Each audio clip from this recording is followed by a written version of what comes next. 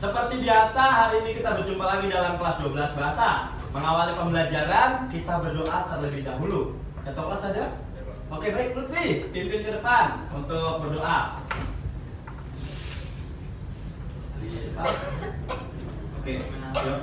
Baik teman-teman, sebelum melakukan pembelajaran, alangkah baiknya kita berdoa menurut agama masing-masing. Berdoa dimulai.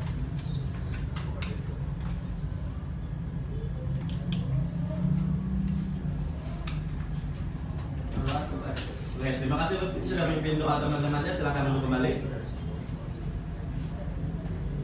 Baik, setelah tadi kita berdoa untuk membangkitkan semangat kita awali pagi ini dengan yel-yel pembangkit semangat. Setuju? Setuju. Masih ingat caranya? Pasti. Masih ingat? Pasti. Oke, coba semangat pagi. Pagi, pagi, pagi. Kurang semangat, semangat pagi. Pagi, pagi, pagi. Mana semangatmu? Ini semangatku. Mana semangatmu? Ini semangatku. Mana mana mana? Mana? Mana? Mana? Mana? Tunjukkan. Bukan. Baik, pagi ini Pak Fajar ingin mengajak kalian mengimajinasikan kelas impian kalian. Ya, kalian mengimpikan kelas yang seperti apa sih? Coba, ada yang mau coba menjelaskan? Oke, Lutfi. Kelas seperti apa yang kamu impikan? Kelas yang AC-nya dingin, Pak. Kelas yang AC-nya dingin. Aduh, sepertinya kelas kita AC-nya kurang dingin berarti ya? Iya, Pak. Ya. Mudah-mudahan nanti didengar oleh wakil satpas untuk AC-nya supaya bisa diperbaiki atau diganti, ya. Ada lagi? Selain Lutfi. Oke, Adin. Buku yang banyak, Pak. Buku yang banyak. Oke, berarti Adin terajin baca nih, ya. Kelas kita sudah beberapa buku, mungkin kurang banyak, nanti bisa diperbanyak lagi, ya. Selain banyakin buku, apa lagi? Ada lagi? Saya Pak. Oke, Amanda. Kelas yang wangi. Kelas yang wangi, ya. Kelas yang wangi supaya belajarnya enak, nyaman. Ada lagi? Saya Pak. Oke, Siva. Kelas yang rapi Pak. Kelas yang rapi, ya. Jadi kalau kelas yang rapi, wangi, belajar juga ya nyaman. Ada lagi? Saya. Oh, Sylvia. Kelas yang kompak. Kelas yang kompak, ya. Jadi Sylvia pengen kelas kita itu kompak, ya. Oke, itu adalah contoh beberapa kelas impian yang diharapkan oleh teman-teman kalian. Dalam mencapai impian tersebut, kita wajib atau perlu melaksanakan tindakan-tindakan berdasarkan kesepakatan kelas yang kita sepakati bersama-sama, ya. Oke, ya. Contoh kesepakatan kelas yang bisa kita laksanakan di kelas ini. Ada yang mau kasih contoh? Ampun. Menjaga kebersihan kelas. Menjaga kebersihan kelas. Tadi ada yang pengen kelasnya nyaman, kelasnya wangi, kelasnya rapi. Pertama adalah bisa dengan menjaga kebersihan kelas. Setuju jaga kebersihan kelas? Setuju. Selain menjaga kebersihan kelas, apa lagi? Saya, Pak. Oke, Bisma. Biasakan kata tolong, maaf, dan terima kasih. Biasakan kata tolong, maaf, dan terima kasih supaya tadi kata Sylvia supaya kelas kita kompak, ya. Oke, ada lagi satu lagi mungkin? Satu lagi? Tirsani. Oke. Sopan santun dan saling nyapa, Pak. Sopan santun dan saling nyapa. Oke, kita singkat 5S biasanya ya. Ya. Ingat 5S itu apa aja? Ingat. Senyum, salam, sapa, sopan, santun. Baik, supaya untuk mengakomodir semua masukan dari kalian, Pak Fajar akan membagikan tiap orang satu lembar post-it. Nanti silakan kalian tuliskan dan bisa kalian tempel ke depan. Bisa? Bisa Pak. Ya, silakan. Pak Fajar minta tolong dibagiin ke belakang. Yuk, dibagikan ke belakang. Yuk, dibagikan ke belakang. Dibagikan ke belakang. Oke.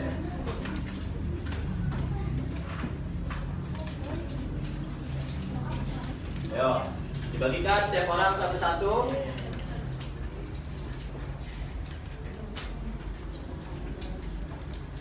Sudah dapat? Sudah? Sudah Pak. Nah, baik. Tidak perlu lama-lama, 3 menit cukup? Bapak aja memberikan waktu untuk kalian 3 menit. Silakan tuliskan kesepakatan kalian, kesepakatan kelas, harapan kalian di dalam kertas tersebut. Ya, dimulai.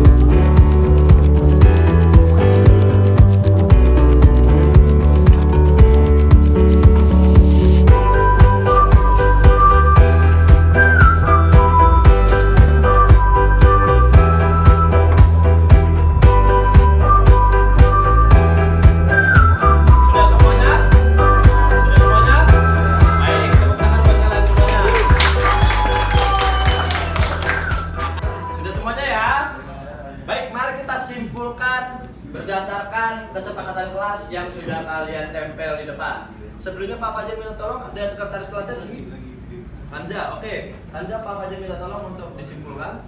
Bantu Pak Fajar untuk menuliskannya. Oke. Baik, mari kita lihat sama-sama.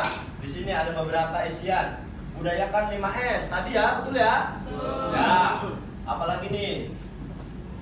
Biasakan mengucapkan kata tolong, maaf, dan terima kasih. Tadi juga sudah disebutkan ya? Oke. Ada lagi. Budayakan kata maaf, tolong, dan terima kasih. Ada lagi. Budayakan kata maaf. Oh, sepertinya ini banyak. Ini bisa kita ambil dari kesempatan kelas pertama kita? Bisa? Setuju? Oke, kesempatan kelas pertama kita adalah ya, biasakan kata tolong, maaf, dan terima kasih. Ya. Biasakan kata tolong, maaf, dan terima kasih.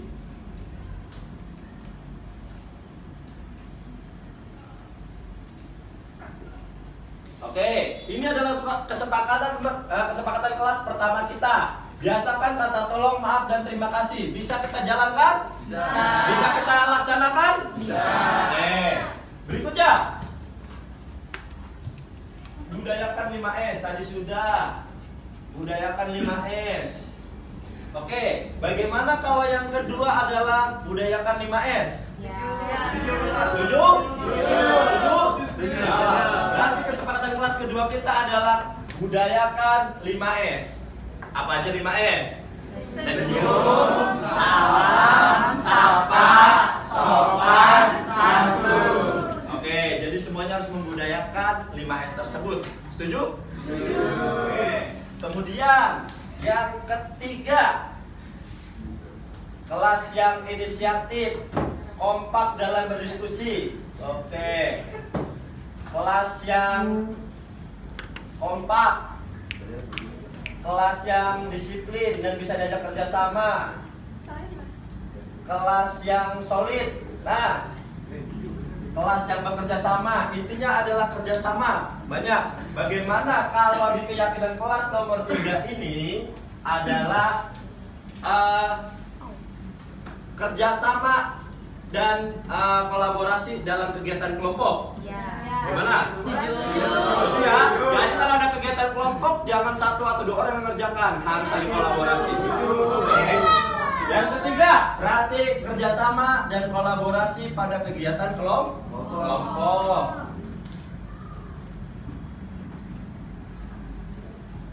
Kerjasama dan kolaborasi dalam kegiatan kelompok. Bisa dijalankan? Bisa. Bisa? Oke. Yang keempat, di sini banyak kelas yang bersih, kelas yang rapi, kelas yang nyaman. Kelas yang nyaman, kelas yang sehat. Banyak kelas yang bersih, kelas yang nyaman, kelas yang sehat. Semua itu bisa dicapai, bisa dituju kalau kita menjaga. Bagaimana kalau yang nomor 4 adalah menjaga kebersihan kelas? Berarti yang keempat adalah menjaga kebersihan kelas. Setuju ya? Bisa dijaga kebersihan kelasnya? Bisa? Oke, good. Satu lagi cukup? Atau kurang? Cukup ya, satu lagi ya. 5 cukup ya? Oke, 5 ya? Ya. Baik. Di sini ada tadi Pak Fajar baca, datang dan pulang harus tepat waktu. Disiplin sama ya, berarti saling menghargai. Oke, disiplin. Oke, good. Kelas yang disiplin. Nah, salah satunya tadi ada dituliskan oleh teman kalian. Salah satu disiplin adalah disiplin waktu. Di situ teman kalian yang tulis datang dan pulang sekolah tepat waktu. Setuju? Setuju. Nah, nomor 5 berarti datang dan pulang tepat waktu.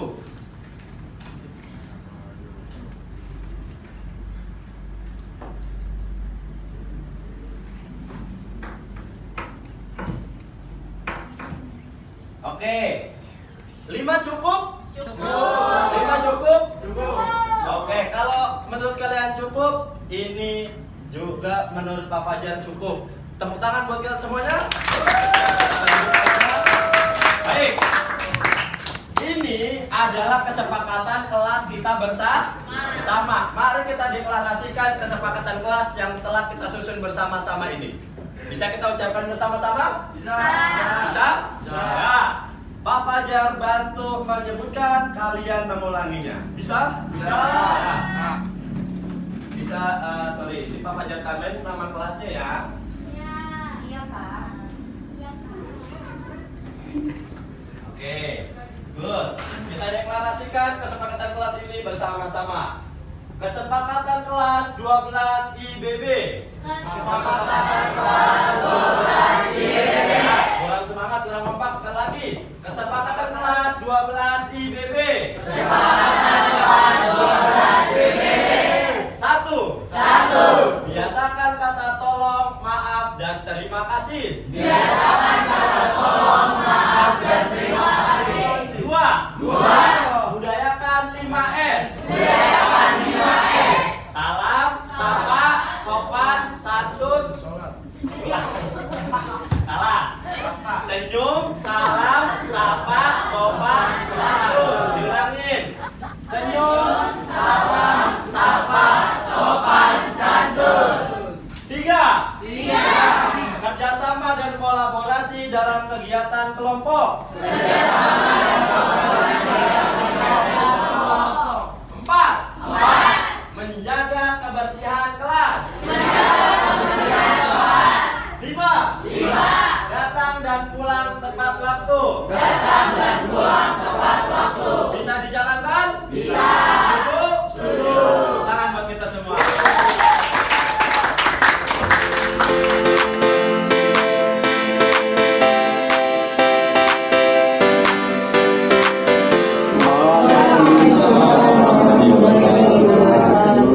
Yang terhormat Ibu Zulhilma SPDMN yang mewakili Kepala SMA Negeri 84 Jakarta. Yang terhormat Bapak Ibu Guru yang tidak bisa saya sebutkan satu persatu tanpa mengurangi rasa hormat. Pertama-tama adalah kita mengucapkan puji dan syukur hadirat Tuhan Yang Maha Esa, di mana karena rahmat dan karunia Allah kita hari ini bisa berkumpul di ruangan ini dalam keadaan sehat walafiat untuk mengikuti acara kegiatan diseminasi budaya positif yang akan disampaikan oleh calon guru penggerak kami, calon guru penggerak angkatan 9 SMA Negeri 84 Jakarta. Saya Zulfina Bintasari, MMPD. Di sebelah saya Nama saya Akmal Saja SPD. Dan nama saya Fajar Umar Tamusa SPD. Baik, selanjutnya kita akan langsung saja masuk ke pembukaan dari acara diseminasi ini. Sebelumnya saya akan menyampaikan susunan acara. Selanjutnya saya akan menyampaikan susunan acara kita pada hari ini. Yang pertama adalah pembukaan. Yang kedua adalah menyanyikan lagu Indonesia Raya. Yang ketiga adalah sambutan dari Ibu Zulhilma SPDMN yang mewakili kepala sekolah SMA 84 Jakarta. Acara keempat adalah acara inti kegiatan diseminasi budaya positif oleh calon guru penggerak SMA Negeri 84 Jakarta. Acara yang kelima adalah doa dan yang terakhir adalah penutup. Hadirin yang berbahagia, untuk mempersingkat waktu, kita langsung saja mulai acara ini. Acara yang pertama adalah pembukaan. Untuk membuka acara ini, mari kita mulai dengan membaca Al-Fatihah. Bismillahirrahmanirrahim.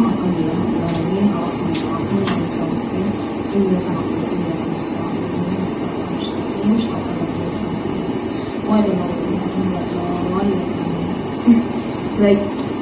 Acara yang kedua adalah menyanyikan lagu Indonesia Raya. Hadirin dimohon untuk berdiri.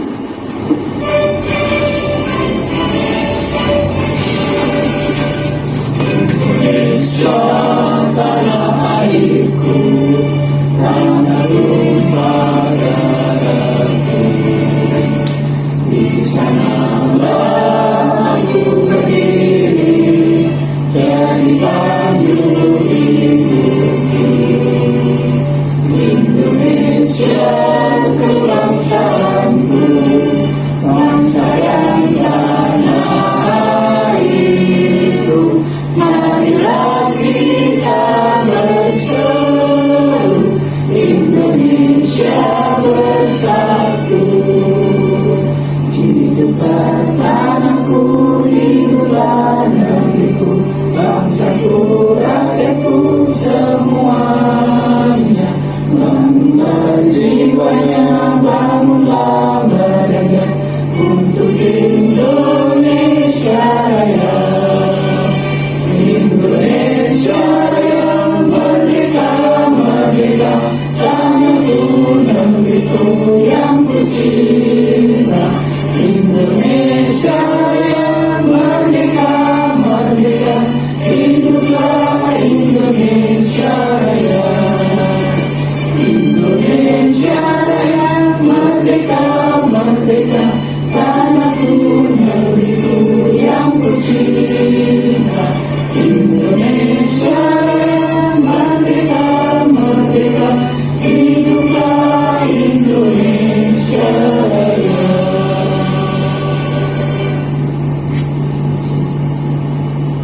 Hadirin dimohon kembali duduk. Terima kasih. Bapak Ibu, yang selanjutnya adalah kata sambutan yang dalam hal ini akan diwakili oleh Ibu Hajah Zulhilma SPDMN. Kepada beliau waktu dan tempat kami persilakan. Terima kasih Miss Devi. Assalamualaikum warahmatullahi wabarakatuh. Waalaikumsalam warahmatullahi wabarakatuh. Selamat siang dan salam sejahtera untuk kita semua.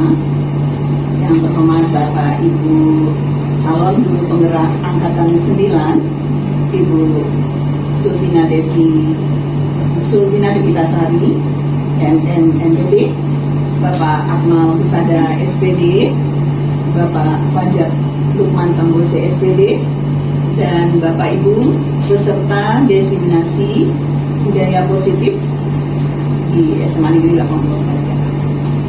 Puji syukur kita panjatkan kehadirat Allah Subhanahu wa Ta'ala yang telah memberi kita kesempatan untuk bisa bertatap muka, berkumpul di ruang rapat ini pada kesempatan siang hari ini dalam rangka mengikuti desiminasi budaya positif yang akan disampaikan oleh para calon guru penggerak angkatan 9 di sekolah kita SMA Negeri 84 Jakarta.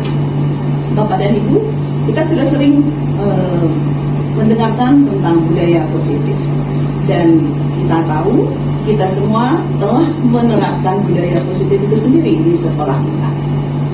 Antara lain misalnya dengan mengikuti gerakan literasi sekolah, itu merupakan budaya positif, dan juga kegiatan-kegiatan ekstrakurikuler juga menanamkan budaya positif, dan kegiatan pembiasaan-pembiasaan baik yang kita lakukan di kelas seperti mengawali pembelajaran dengan berdoa, dengan menyiapkan yel-yel yang membangkitkan semangat belajar anak-anak kita, dan juga menutup pembelajaran dengan berdoa dan lain-lain, dan menyanyikan lagu-lagu kebangsaan atau lagu-lagu nasional. Itu juga merupakan penanaman budaya positif kepada anak didik kita. Dan yang lainnya, kita juga membiasakan perilaku baik supaya secara spontan. Misalnya kita menanamkan kepada anak-anak untuk mengambil ketika dia melihat sampah, dan kita menyuruh mereka langsung memungut misalnya dan membuang ke tempat sampah. Tidak memulai proses belajar mengajar sebelum melihat kelas dalam kondisi bersih. Itu juga merupakan penanaman budaya positif. Dan juga kita menanamkan ke anak-anak supaya apabila dia melakukan sesuatu kesalahan, dia berani meminta maaf secara spontan. Itu juga penanaman budaya positif secara spontan. Jadi banyak sekali hal-hal yang bisa kita lakukan dalam penanaman budaya positif di sekolah kita. Dan saat ini kita punya 3 calon guru penggerak. Dan saya yakin setelah mereka berbulan-bulan mengikuti pelatihan-pelatihan dan desiminasi juga dari para pengajar praktiknya, dan pasti banyak hal yang ingin disampaikan, didesiminasikan kepada kita semua. Intinya pada siang ini kami berharap Bapak Ibu bisa mengikuti dengan baik kegiatan desiminasi budaya positif ini, agar para calon guru penggerak ini bisa memberikan contoh-contoh kepada kita dan bisa melaksanakannya di sekolah kita, dan kita semua bisa mencontoh budaya positif yang tentu banyak sekali yang ingin disampaikan oleh mereka. Kali itu saja yang ingin saya sampaikan pada kesempatan siang hari ini. Selamat berdesiminasi Bapak Ibu calon guru penggerak dan Bapak Ibu guru, kita ikuti dengan baik. Sekali lagi terima kasih atas perhatiannya. Assalamualaikum warahmatullahi wabarakatuh. Terima kasih sama-sama.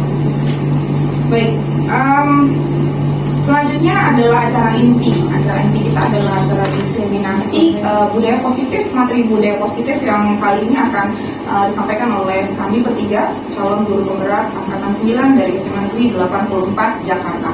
Tapi ini kelihatannya sudah ngantuk ini ya, sudah siang, Bapak Ibu yang kelihatan sudah mengantuk, Pak Panijan sudah dari tadi sudah menguap, juga sudah ada cangkir kopi di situ. Mungkin kita sebelum mulai kita baiknya kalau kita breaking dulu ya Bapak Ibu ya, biar kita bisa fokus nanti untuk menerima materi. Untuk ini, untuk as breaking ini akan dipandu oleh Bapak Fajar Lukman Tambose. Silakan Bapak. Baik, mohon izin Bapak Ibu. Semuanya Bapak Ibu. Baik, mohon izin Bapak Ibu. Kita akan ice breaking sebentar. Jadi ice breakingnya kita akan berdiri. Oke, nama ice breaking ini adalah tak kenal maka tak aruf ya. Siap. Baik, Bapak Ibu boleh pakai meja atau pakai pahannya sendiri. Ketuk-ketuk 2 kali bisa. Contoh prak gitu bisa. 2 kali. Prok. Bisa? Nggak bunyi nggak apa-apa, yang penting sekali. Bisa? Prok. Gitu bisa? Prok, bisa? Oke, yuk coba kita tes. 1, 2, 3, go. Oke, stop. Nah, setiap dijentikan jari, ini sebut nama kita dan ini sebut nama teman kita. Cukup 2 suku kata ya, boleh ya. Ini Memzul, Papa Nijan mungkin Pani aja ya. Ya, Pani lah, Pani nggak apa-apa. Pani ya, Pani boleh lah ya gitu. Ya, oke. Bentuknya bebas, nggak mesti harus ke sampingnya. Ya, contoh, Prof Fajar Nani. Lanjut, Nani siapa? Kayak gitu. Ini sebut namanya, dia yang nyebutin. Oke, paham ya Bapak Ibu ya? Paham ya Bapak Ibu ya? Oke, ya, bebas, random. Di sampingnya juga boleh, random lebih bagus. Baik, siap Bapak Ibu? Ya, siap Bapak Ibu? Yuk, dimulai dari saya, kita gebrakan suaranya dulu. 1, 2, 3, go. Fajar, Mawar. Yuk, ngantuk. Ulang. Yang disebut namanya berarti Bu Mawar gantian. Mawar Eka, kayak gitu. Eka Nani, gitu bisa? Lanjut, siap. Ya, nama sendiri disebut juga. Fajar, Mawar. Berarti Mawar Eka Nani, ya gitu. Bisa Bapak Ibu ya? Oke, kita ulang. 1, 2, 3, go. Fajar, Rifki, Mawar, email, Aziza. Oke. Assalamualaikum warahmatullahi wabarakatuh, Bapak Ibu. Di sini saya seperti biasa sama dengan Mus Devi. Di sini tidak mengajari, tetapi di sini mengingat kembali ilmu-ilmu yang sudah pernah Bapak Ibu terapkan mungkin sebelumnya, tetapi terlupa, atau mungkin hal-hal baru yang samar-samar bisa kita terangkan di sini. Nah, di sini materi pertama saya yaitu tentang keyakinan kelas. Nah, kira-kira apa itu keyakinan kelas? Apa bedanya dengan peraturan kelas? Dan apa bedanya dengan tata tertib dan segala macamnya? Nah,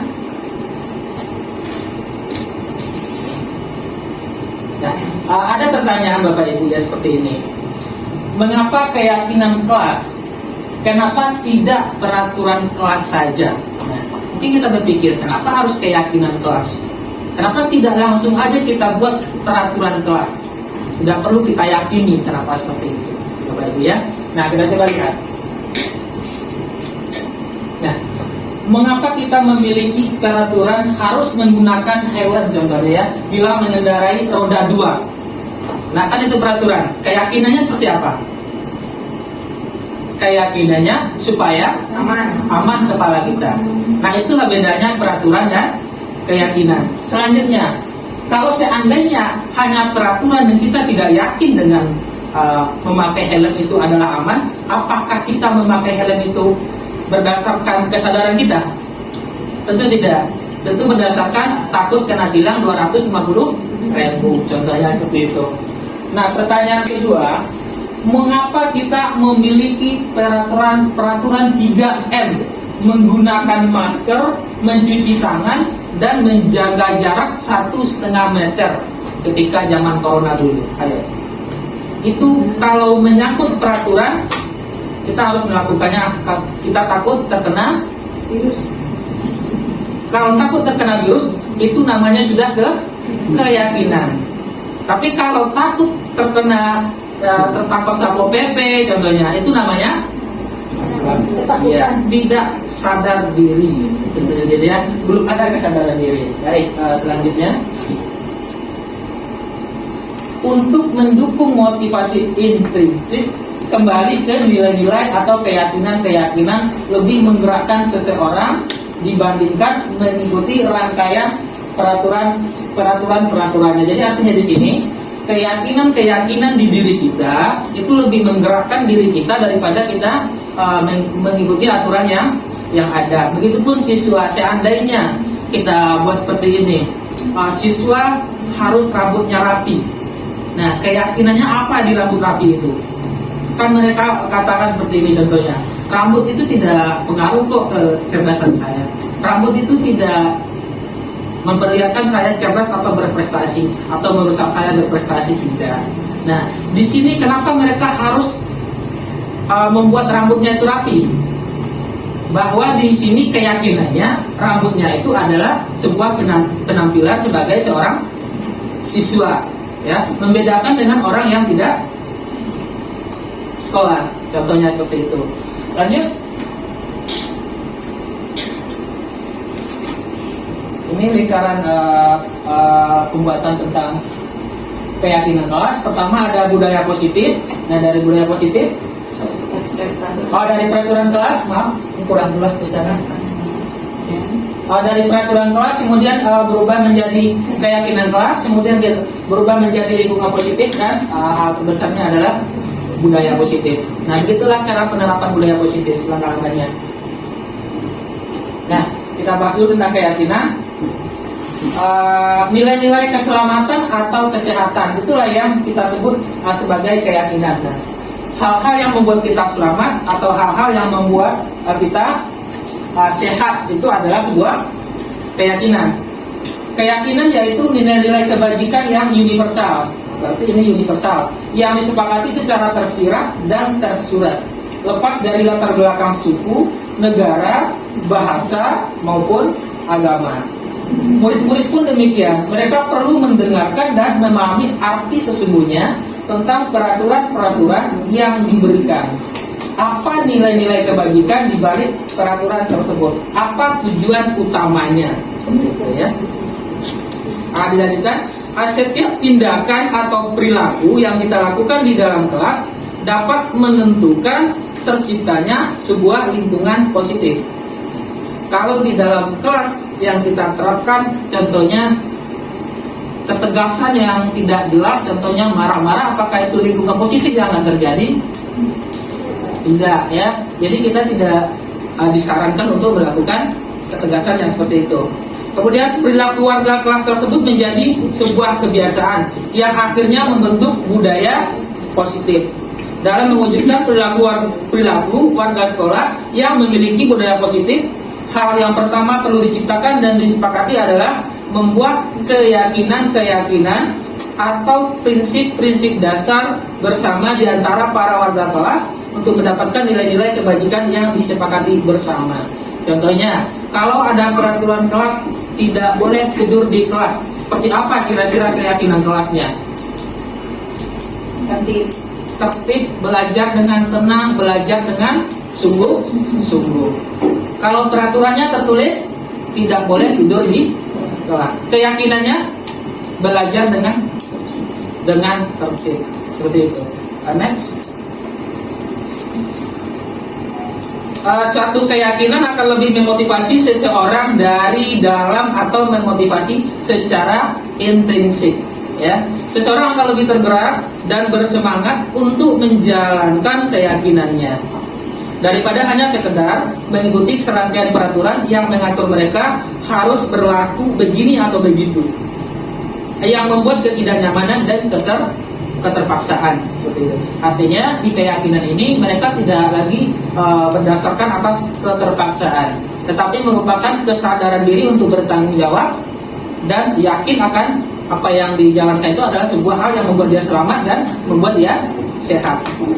Keyakinan kelas merupakan metode untuk menimbulkan kembali disiplin positif yang didasari oleh motivasi dari dalam diri melalui proses curah pendapat dan pada akhirnya disepakati bersama. Nah, sebelumnya mungkin saya pribadi, ya, membuat peraturan kelas berdasarkan apa yang saya inginkan, contohnya. Sedangkan ternyata hal-hal seperti itu adalah suatu kesalahan.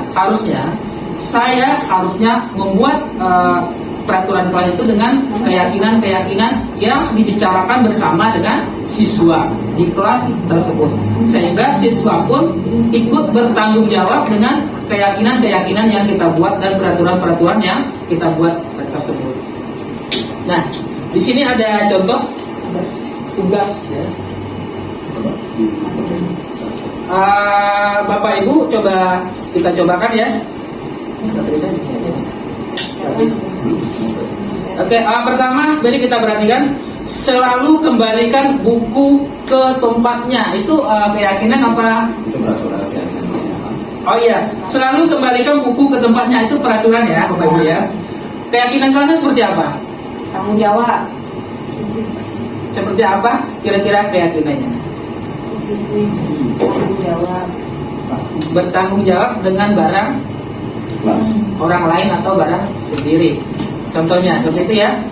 Kemudian dilarang mengganggu orang lain. Keyakinannya seperti apa? Bapak Ibu? Menghargai sesama. Iya. Menghargai sesama. Ya, jadi tidak boleh menggunakan kata dilarang itu ya Bapak Ibu ya. Diubah menjadi kata menghargai sesama. Kemudian yang selanjutnya, hadir di sekolah 15 menit sebelum pembelajaran dimulai. Apa keyakinan kelasnya? Disiplin dan tepat waktu. Ya.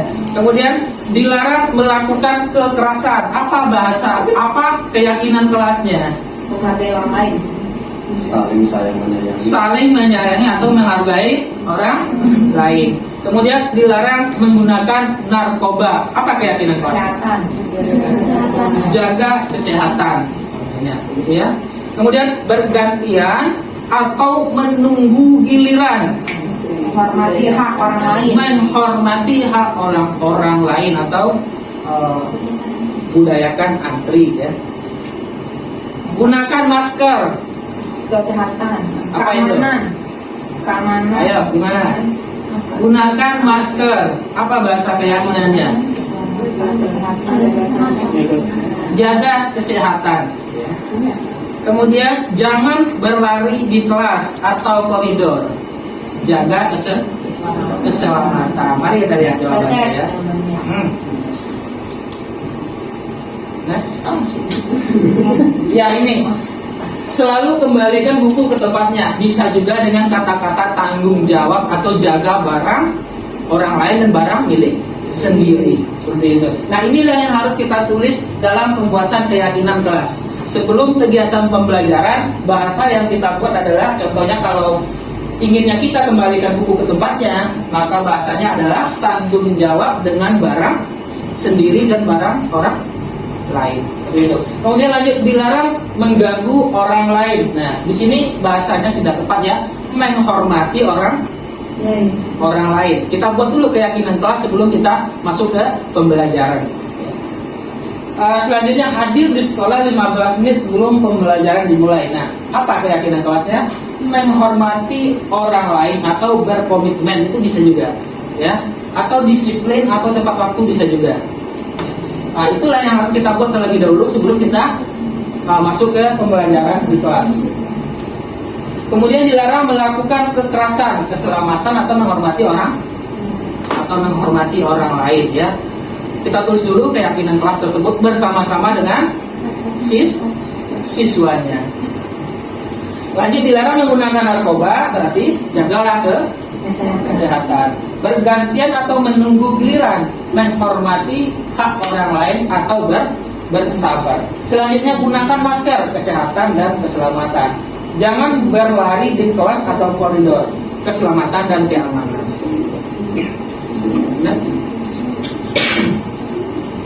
Nah, pembentukan keyakinan kelas ini seperti apa? Ada poin-poinnya dalam pembentukan keyakinan kelas.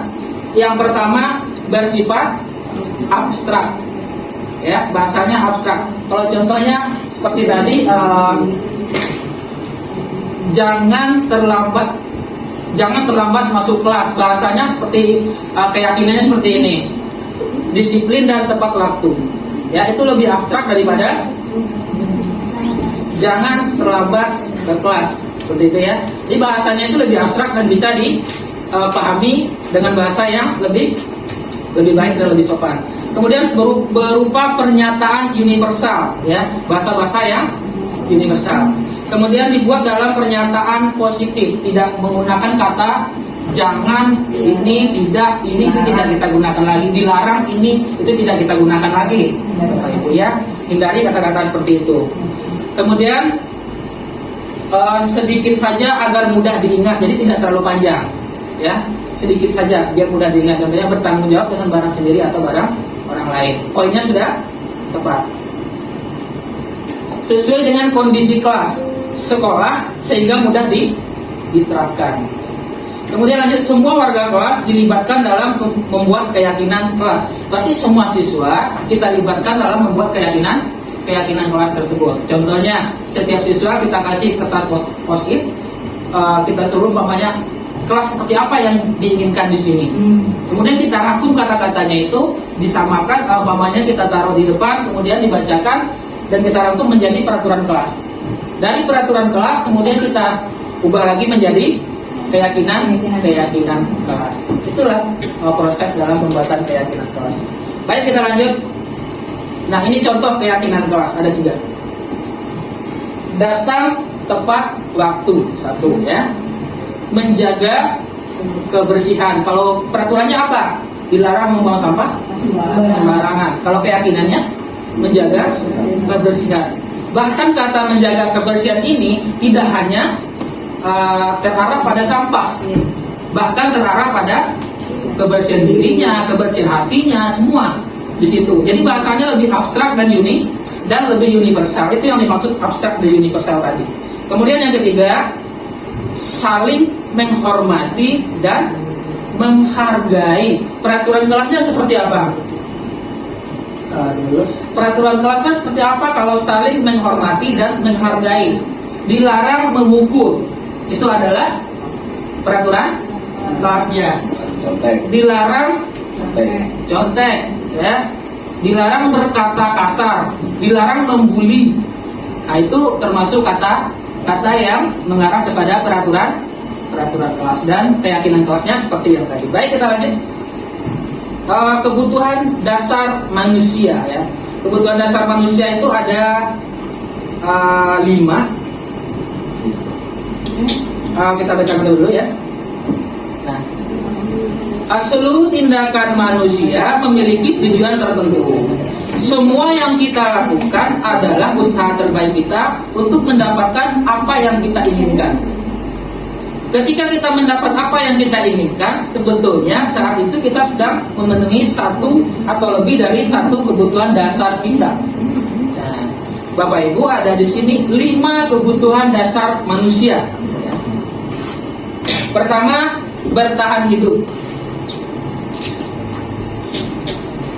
Ya. Yang pertama, bertahan hidup. Yang kedua, kasih sayang. Yang ketiga, penguasaan. Yang keempat, kebebasan. Dan yang kelima, kesenangan. Pertanyaan saya, dari kelima ini Bapak Ibu sendiri sudah mendapatkannya? Belum, ya. Bapak Ibu aja merasa belum mendapatkan 5 kebutuhan dasar manusia. Bagaimana dengan siswanya?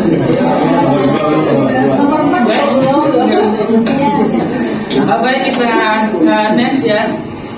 5 kebutuhan dasar manusia. 1, kebutuhan untuk bertahan hidup. Kebutuhan yang bersifat fisiologis untuk bertahan hidup. Misalnya kesehatan, rumah, makanan, ya. Kita tidak makan maka kita mati. Maka kita lemah dan tidak berdaya. Yang kedua, cinta dan kasih sayang. Bapak Ibu sudah dicintai, sudah dikasih sayang belum? Belum. Ya, segera cari. Ya, belum, segera cari.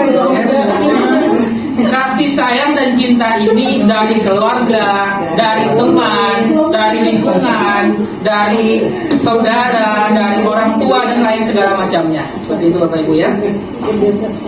Dari masyarakat juga termasuk bagian dari cinta dan kasih sayang. Bapak Ibu sudah pasti dapat dari itu semua. Kemudian selanjutnya kekuasaan, power, gitu ya. Kebutuhan ini meliputi keinginan untuk dianggap berharga. Bapak Ibu udah dihargai belum di sini, gitu contoh ya. Kita bekerjanya sudah dihargai pemerintah belum?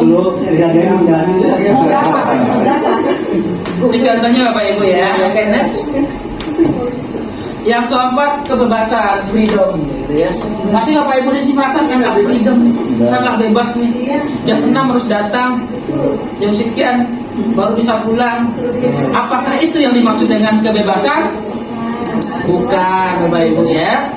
Artinya kalau itu adalah keyakinan kita bertanggung jawab dengan tugas kita.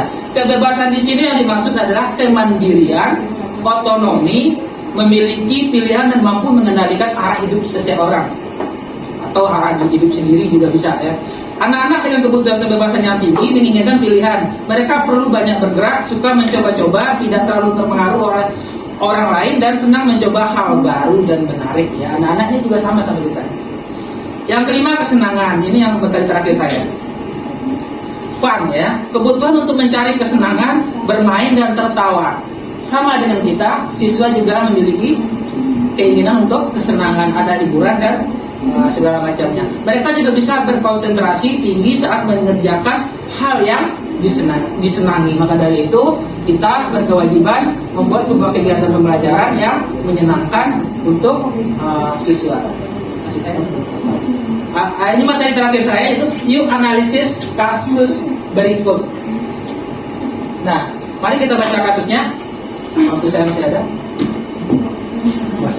Tahun ini Dimas genap berusia 17 tahun. Saya ganti ya. Tahun ini Akbar genap berusia 17 tahun. Ya. Ia senang sekali ketika ayahnya mulai mengajarkan cara menyetir mobil. Setiap akhir pekan ia berlatih menyetir. Contohnya, ia terlihat senang sekali berlatih sampai akhirnya ia bisa menyetir mobil dengan baik dan lancar. Ibunya bertanya pada Dimas apa yang membuat dia ingin bisa menyetir mobil. Ketika jawaban Dimas adalah seperti berikut ini. Kebutuhan apa yang ingin dia penuhi? Jawaban Dimas, aku merasa bangga dan keren. Itu kira-kira kebutuhan apa? Kasih sayang, penguasaan, kesenangan, kebebasan, apa yang pertama? Kasih sayang, bertahan hidup, kasih sayang, penguasaan, kebebasan, atau kesenangan? Kesenangan. Oke, kita uji jawabannya. Kita lanjut ke soal berikutnya. Biar bisa jalan-jalan, jawaban Dimas selanjutnya adalah biar bisa jalan-jalan naik mobil sama temanku. Kesenangan, penguasaan, ada yang penguasaan, ada yang kesenangan. Ya, kita kunci dua jawaban, kesenangan dan penguasaan. Baik, lanjut. Jawabannya ketiganya, menyetir mobil itu seru, apa itu? Kesenangan. Kesenangan, kita kunci jawabannya ya. Oke, kita lihat jawabannya apa. Yang pertama, aku merasa bangga dan keren. Itu adalah penguasaan. Ya. Yang kedua, biar bisa jalan-jalan naik mobil sama temanku. Itu adalah kasih sayang dan rasa diterima. Kenapa kasih sayang? Karena ada kata temanku dan ingin diterima oleh teman-temannya. Kemudian yang ketiga, menyetir mobil itu seru. Itu adalah kesenangan. Berapa betulnya? Satu. Yang biasa kita kasih tepuk tangan.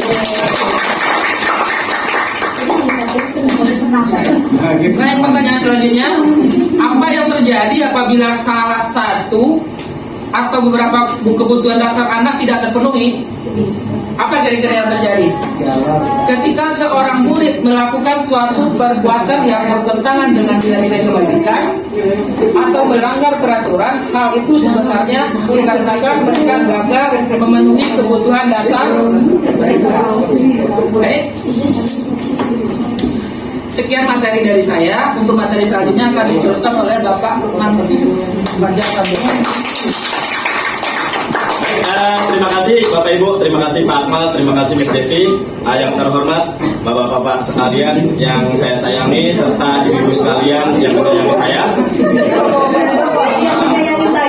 Mohon izin, di sini saya akan meneruskan pembahasan yang tadi sudah disampaikan oleh rekan saya sesama guru penggerak ada Miss Devi dan Pak Akmal.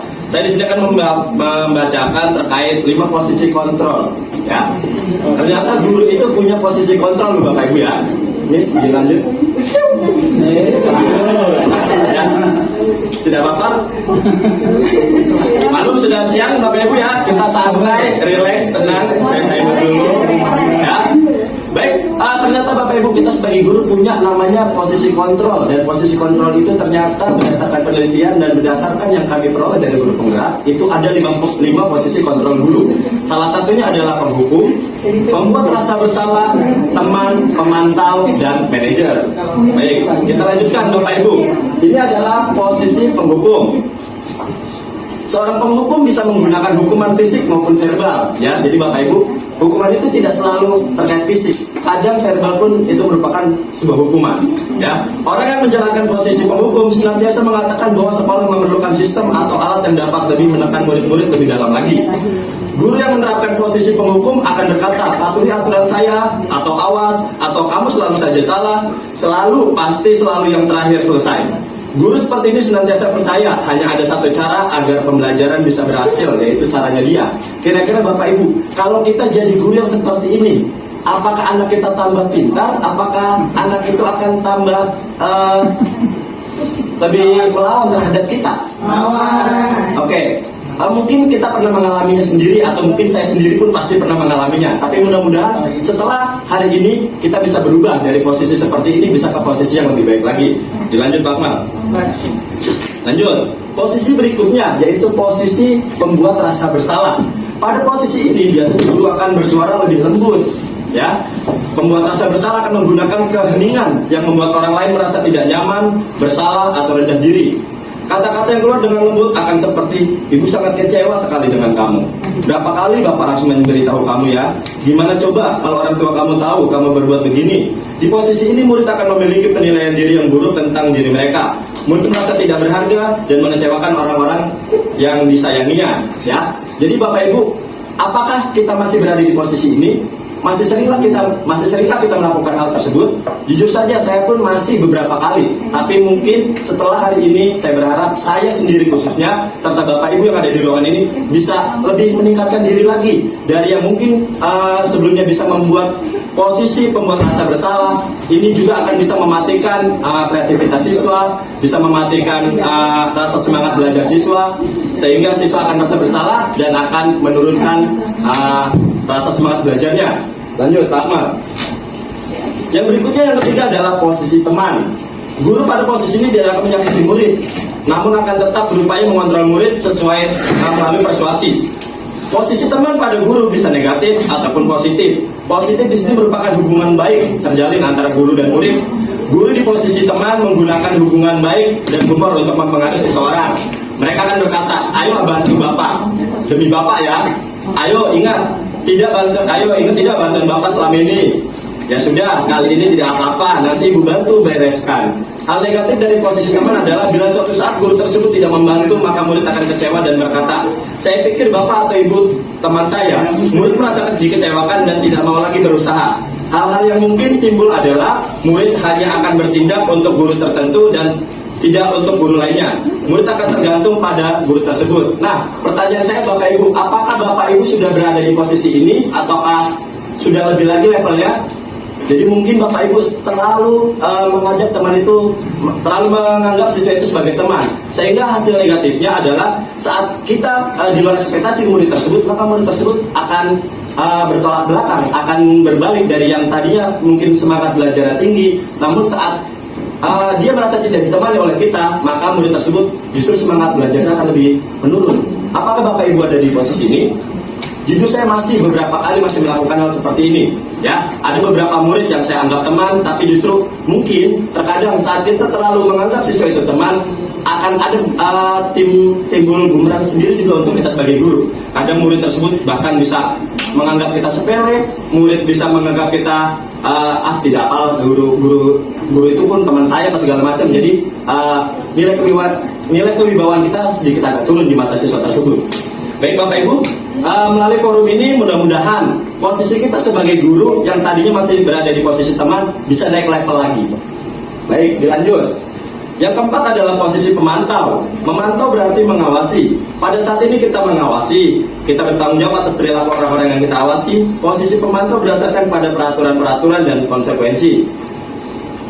Dengan menggunakan sanksi atau konsekuensi, kita dapat memisahkan hubungan pribadi kita dengan murid sebagai seorang yang menjalankan posisi pemantau. Pertanyaan yang diajukan seorang pemantau biasanya, peraturan apa? Apa yang telah kamu lakukan? Sanksi atau konsekuensinya apa? Seorang pemantau sangat mengandalkan penghitungan, catatan, data yang dapat digunakan sebagai bukti atas perilaku seseorang.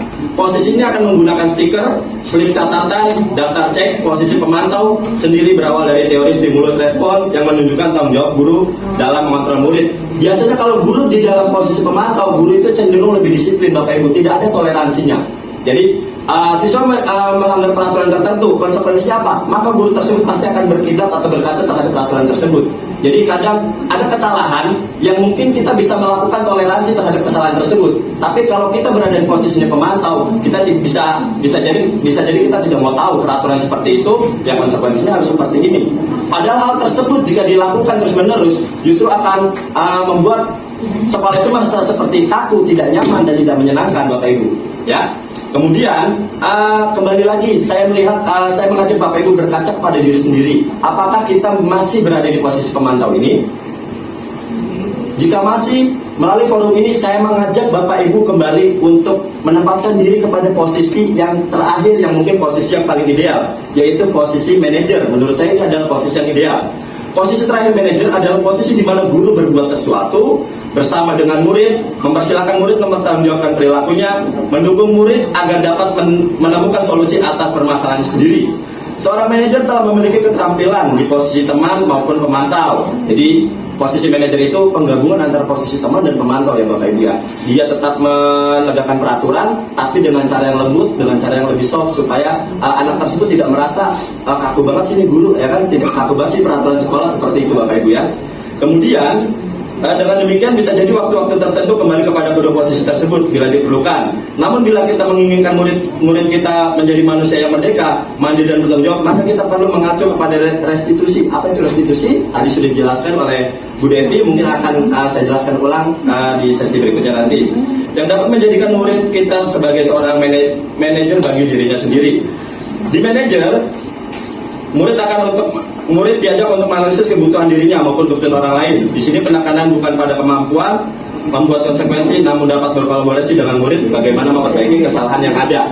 Baik, Bapak Ibu, posisi manajer adalah bagaimana posisi kita membuat siswa itu merasa nyaman terhadap teguran kita, membuat siswa itu menyadari kesalahan apa yang dibuat, dan membuat siswa menentukan apa yang akan dia lakukan untuk belajar dari kesalahannya tersebut. Jadi bukan kita yang menghukum anak tersebut, tapi kita bisa tanya, kamu telah melanggar keyakinan sekolah kita. Hal apa yang perlu kamu lakukan untuk memperbaiki hal tersebut? Seperti itu. Jadi diharapkan dia pun senang melakukan hal tersebut. Jadi tanpa paksaan. Contoh tadi ada beberapa contoh yang diberikan Pak Akmal. Ada siswa melanggar peraturan, disuruh nulis 100 kali. Kalau siswa tersebut merasa terpaksa, maka itu adalah suatu yang bisa mematikan atau meruntuhkan semangat belajarnya. Tapi kalau kita tanya, kamu telah melanggar satu keyakinan sekolah, hal apa yang perlu kamu lakukan atau yang bisa kamu lakukan untuk memperbaiki kesalahan tersebut? Kalau dia memberikan opsi sendiri, maka saya yakin dia akan melakukannya dengan senang hati dan melakukannya tanpa terpaksaan. Ya, Bapak Ibu, melalui forum ini saya mengajak kepada Bapak Ibu semua, mudah-mudahan kita yang berada di ruang ini, kita bisa menempatkan diri kita sebagai posisi manajer dalam menjadi seorang guru dalam menangani permasalahan siswa khususnya. Baik, seorang manajer akan berkata apa yang kita yakini. Kembali ke keyakinan kelas. Apa kamu meyakininya? Jika kamu meyakini, apakah kamu bersedia memperbaikinya? Jika kamu memperbaiki ini, hal ini menunjukkan apa tentang dirimu? Apa rencana kamu untuk memperbaiki hal ini? Tugas seorang manajer bukan untuk mengatur perilaku seseorang. Kita membimbing murid untuk dapat mengatur dirinya. Seorang manajer bukan memisahkan murid dari kelompoknya, tapi mengembalikan murid tersebut kepada kelompok yang lebih baik dan kuat, ya Bapak Ibu ya. Seperti yang tadi saya sampaikan, bahwasanya kita menanya kepada siswa tersebut, apa yang akan kamu lakukan, apa yang kamu bisa perbuat dari kesalahan tersebut, supaya kesalahan tersebut bisa menjadi pelajaran untuk kamu. Seperti itu Bapak Ibu ya. Di sini ada satu video yang bisa kita saksikan sama-sama. Silakan diputar Pak Akmal. Oh, karena videonya agak lama, mungkin bisa dibagi maksudnya.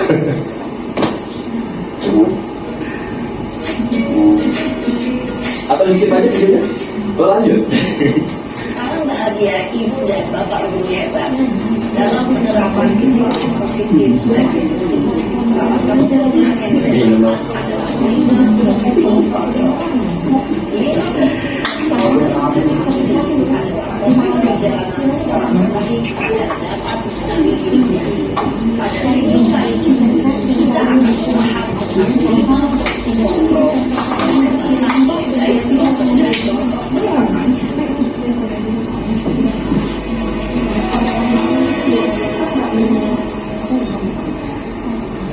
Lima posisi kontrol adalah 1. Posisi penghukum. 2. Posisi pembuat merasa bersalah. 3. Posisi teman. 4. Posisi pemantau atau monitor. Dan 5. Posisi manajer.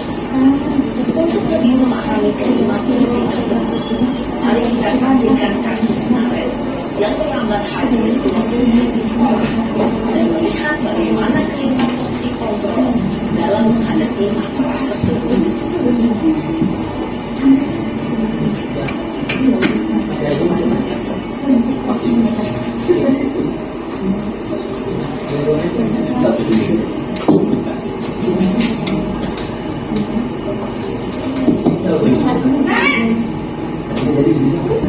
Sini kamu. Selalu terlambat. Kamu deh pasti terlambat. Apa? Apa coba?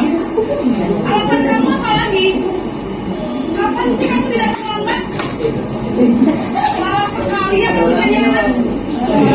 Dasar malas. Dan kamu berapa kali terlambat? Sana, kamu keliling lapangan basket 2 kali. Kenapa? Kamu lawan ibu. Berani-beraninya jawab. Sudah terlambat, masih berani jawab pula. Sekarang, keliling lapangan basket 5 kali sekalian. Biar kapok. Cepat. Pergi sana ke lapangan basket.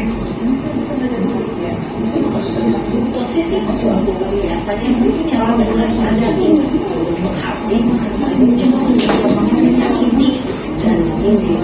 Hukuman bisa berupa fisik maupun psikis. Ibu dan bapak guru hebat, dampak yang terjadi pada murid berada pada posisi adalah murid cenderung akan membongkar, bahkan ada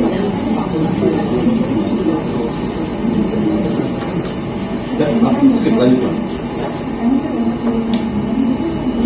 Baik Bapak Ibu, tadi ada video salah satu contoh kasus, ada siswa terlambat, di mana tadi contoh gambaran guru sebagai penghukum, di mana kita sama sekali tidak mau mendengarkan penjelasan siswa, bahkan hukuman yang diberikan pun tidak nyambung dengan keterlambatan yang dilakukan oleh siswa tersebut.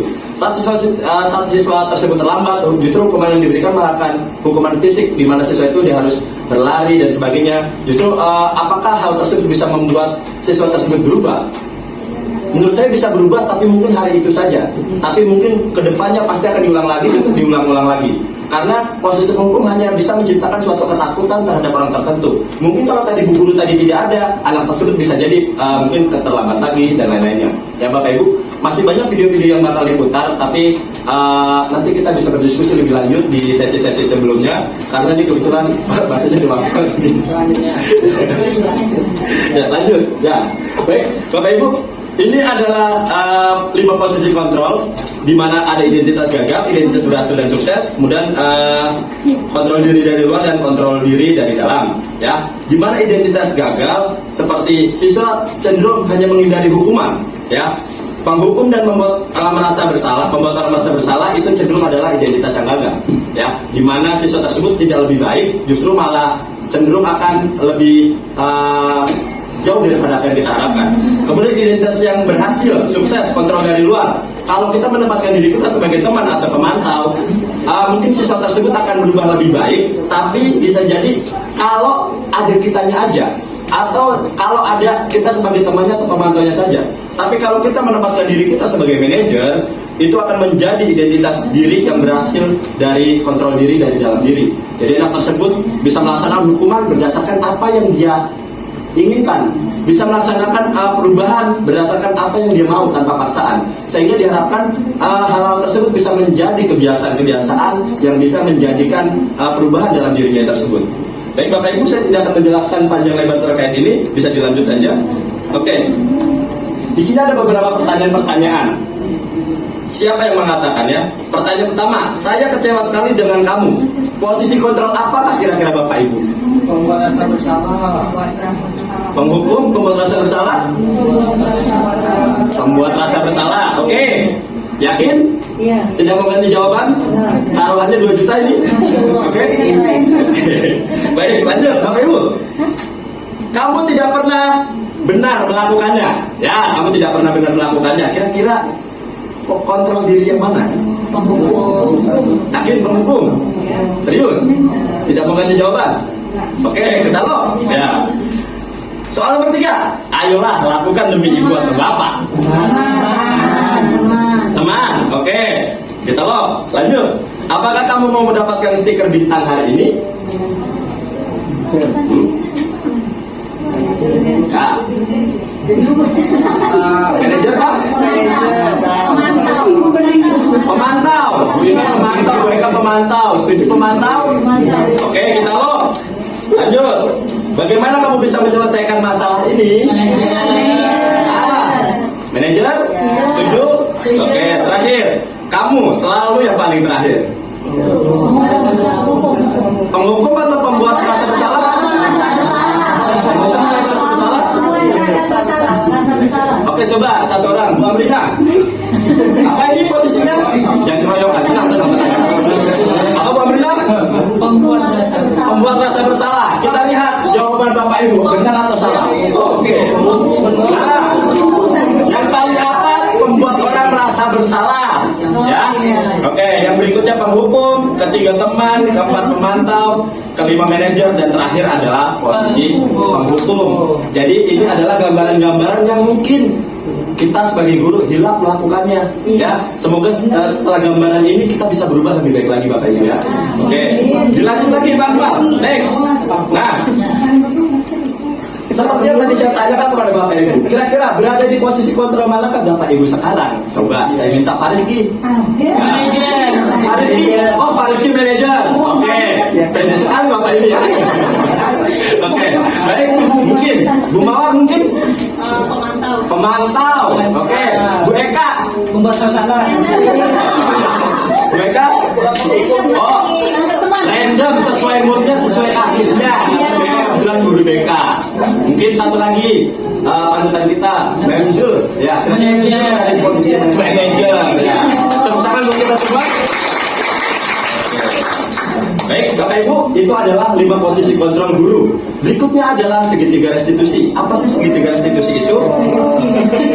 Aja. Bentar lagi Bapak Ibu ya, nggak sampai 3 menit lagi. Bapak Ibu, kita lanjut segitiga restitusi. Apa sih restitusi? Restitusi adalah proses menciptakan kondisi bagi murid untuk memperbaiki kesalahan mereka, sehingga mereka bisa kembali pada kelompok mereka dengan karakter yang lebih kuat. Ini bukan kata saya, ya. Kata Gosens tahun 2004, ya. Kemudian segitiga restitusi adalah sebuah tahapan untuk memudahkan para guru dan orang tua dalam melakukan proses untuk menyiapkan anaknya untuk melakukan restitusi.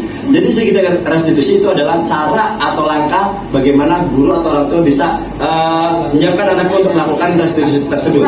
Baik, lanjut. Ini adalah gambaran dari segitiga restitusi, ya. Kita bisa lihat gambaran Bapak Ibu untuk penjelasannya. Dilanjut apa? Baik, ini adalah penjelasannya. Yang pertama, tahapan restitusi. 1. Menstabilkan identitas. Contohnya adalah kita semua akan melakukan hal yang terbaik yang bisa kita lakukan. Yang kedua, validasi tindakan yang salah. Semua perilaku itu pasti memiliki alasan. Kemudian yang ketiga, menanyakan keyakinan. Kita semua memiliki motivasi internal. Lanjut Pak. Oke, kita lihat menstabilkan identitas. Bagian dasar dari segitiga bertujuan untuk mengubah identitas anak dari orang yang gagal karena melakukan kesalahan menjadi orang yang sukses. Anak yang melanggar peraturan karena sedang mencari perhatian adalah anak yang sedang mengalami kegagalan.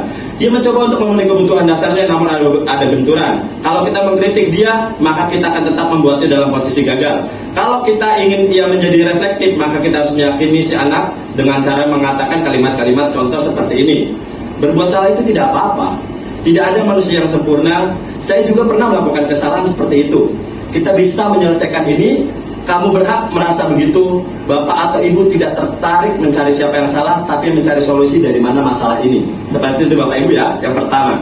Lanjut Pak Akmal. Yang kedua adalah memvalidasi tindakan yang salah. Menurut teori kontrol, semua tindakan manusia, baik atau buruk, pasti memiliki maksud atau tujuan tertentu.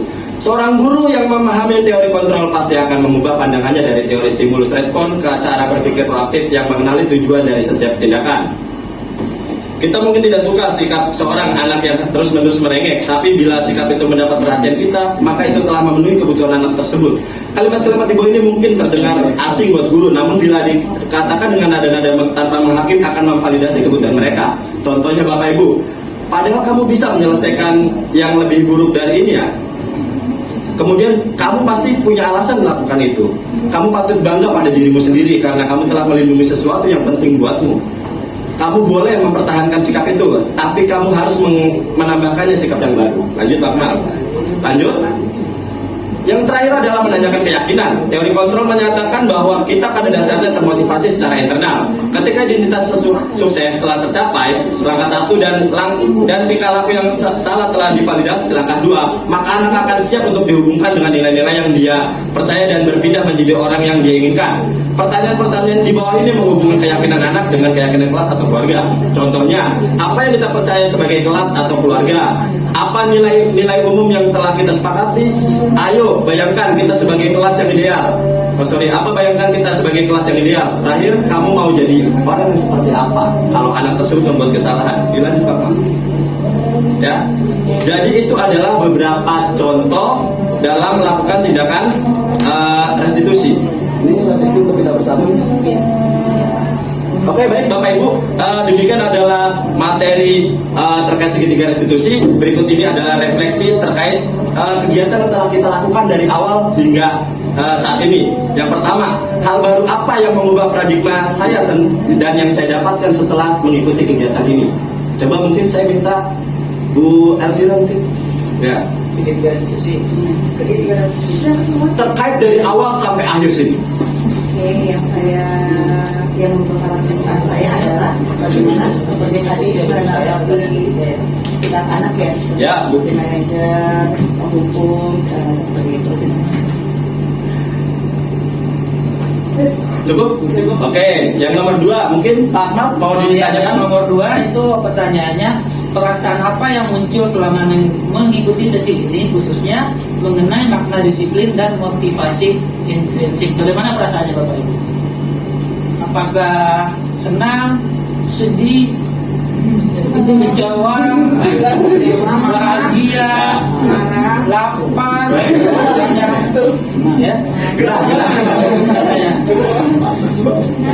senang, luar biasa ya, senang. Oke, baik. Berikutnya adalah peran Among seperti apakah yang saya telah lakukan selama mengikuti modul ini. Seperti apa yang saya telah lakukan selama mengikuti modul. Kira-kira peran Among seperti apa? Among itu guru ya? Among itu guru. Peran guru seperti apa? Tapi seperti yang tadi contoh Bapak Ibu udah sebagai apa sih kayak gitu? Apakah Bapak Ibu bisa berubah? Sebagai manajer, luar biasa. Sebagai pemantau ya. Selama ini ya, sebelum ini maksudnya selama Wigana setelah mengikuti modul ini akan menjadi Among yang seperti apa gitu.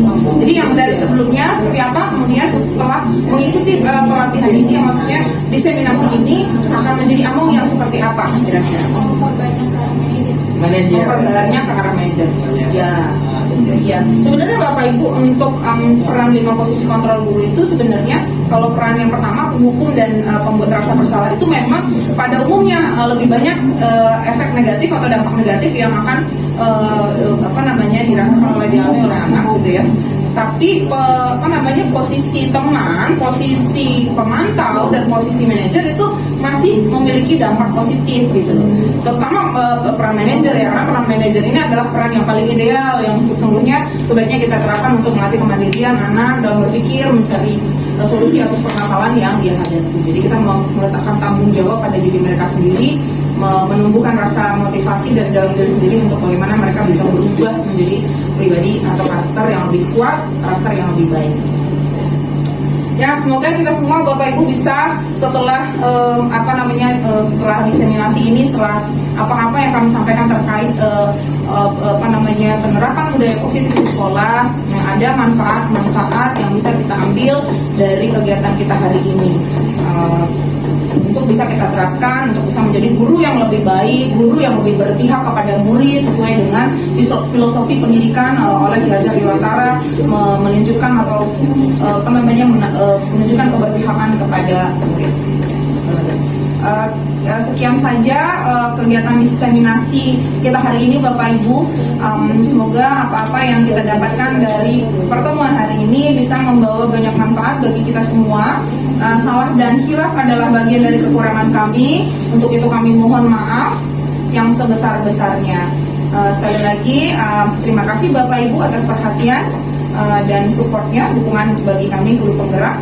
Kami akhiri. Wassalamualaikum warahmatullahi wabarakatuh. Waalaikumsalam.